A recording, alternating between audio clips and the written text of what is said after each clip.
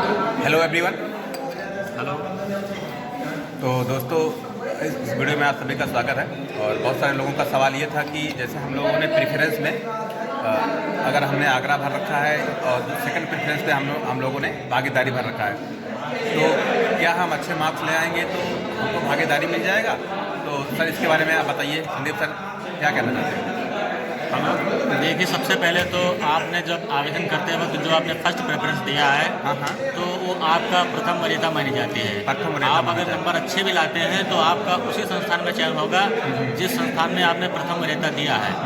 क्योंकि आप अधिक नंबर लाने के बाद उस संस्थान में तो टॉप कर सकते हैं, लेकिन दूसरे संस्थान के लिए आप मतलब एलिजिबल नहीं होंगे, क्योंकि आपने प्रथम प्रेफरेंस उस संस्थान को दिया है। इसलिए कोशिश यही रहती है कि आप जब इस चीज़ को भरें तो सावधानी से भरें। आपको कहाँ कोचिंग करना है, इसलिए उसमें ऑप्शन आता है, और आपको जहाँ संस्थान में कोचिंग लेना है उसको प्रथम वरीयता दी जाती है। फिर उसके बाद जिस संस्थान में आप जाना चाहते हैं उसके अलावा तब आप उसको सेकंड वरीयता में दे सकते हैं।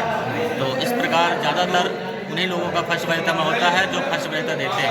अच्छा, सपोज जैसे कि कोई फर्स्ट वरीयता में जहाँ भागीदारी भवन भर दिया है और वो नंबर ले आता है 80 नंबर, और किताब भी ऐसी जाती है, भागीदारी भवन में उसको सिलेक्शन में आता है, लेकिन वो सेकंड प्रेफरेंस लेना चाहता है, तो मिल जाएगा उसे? सेकंड प्रेफरेंस उसी अवस्था में मिल सकती है कि अगर मान लीजिए कि अगर वहाँ से डायरेक्टर साहब के थ्रू अगर बात की जाए, मतलब अभी कोई इसका क्लियर किसी ने किया नहीं है, लेकिन अगर डायरेक्टर साहब अगर चाहें और अगर वो दूसरे संस्थान में डायरेक्टर के माध्यम से अगर चाहे तो अपना चेंज करवा सकते हैं। अच्छा, कहने का मतलब ट्रांसफर हो जाता है कि हो सकता है, लेकिन इसके चांसेस कम है। हो सकता है लेकिन चांसेस कम है इसके, ज़्यादातर नहीं होता है। आपने अगर प्रेफरेंस 1 या 2 भर दिया है तो दूसरा प्रेफरेंस चुनना चाहते हैं तो वो नहीं हो पाएगा? नहीं, ऐसा नहीं। मैंने भरा है, सपोज मान लिया जाए कि मैंने लखनऊ भागीदारी भर दिया है और एक हापुड़ भर दिया है, और मैं चाहता हूँ कि मुझे इसमें चाहिए। देखिए, एक मिनट आपको बताना चाहूँगा, जो प्रेफरेंस बनाई जाती है, प्रेफरेंस का अर्थ ही यही है कि आप सबसे ज़्यादा किस संस्थान को लिए चूज कर रहे हैं, किसमें आप कोचिंग करना चाह रहे हैं। तो आप अगर मान लीजिए भागीदारी में कोचिंग करना चाह रहे हैं तो आपको फर्स्ट वरीयता देनी है। फिर अगर मान लीजिए भागीदारी नहीं मिल रहा है तब आपको मान लीजिए हापुड़ में आपका इंटरेस्ट है कि वहाँ हमारी सुविधा अच्छी है, तो आप सेकंड प्रेफरेंस वहाँ दे सकते हैं। अगर यहाँ नहीं हो रहा है तो सेकंड वहाँ हो सकता है, वहाँ कर लीजिए।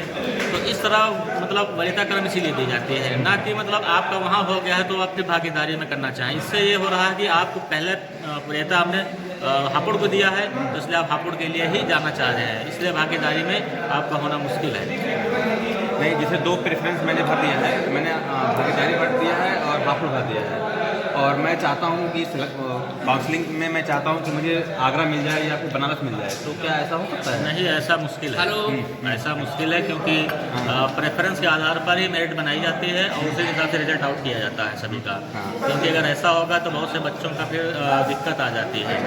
ठीक है, तो ऐसा नहीं हो सकता है। बाद में बीच में ट्रांसफर वो आप मान लीजिए, अगर ट्रांसफ़र के केस ऐसे अभी तक तो नहीं आया है हमारे हिसाब से। अगर कोई डायरेक्टर साहब अगर चाहे या कोई अच्छी थोड़ा अगर कोई पहुँच है तो फिर हो सकता हो, या सचिव वगैरह अगर चाहे तो। अच्छा। अन्यथा ऐसा होना मुश्किल नहीं है। ऐसा होना मुश्किल है। कारण ये है कि आपने जो प्रेफरेंस चूज कर लिया ऑनलाइन आवेदन के समय वही होगा, क्योंकि इस तरह बहुत लोगों का डिस्टर्ब हो जाएगा ना। तो दोस्तों, हमें लगता है कि आप सभी लोगों का क्वेरी कंप्लीट हो गया होगा। इसके अलावा अगर कोई क्वेरी हो तो लिखें हमें ज़रूर, और चैनल को लाइक और सब्सक्राइब जरूर करें। जी बिल्कुल। और bye bye, all the best, thank you.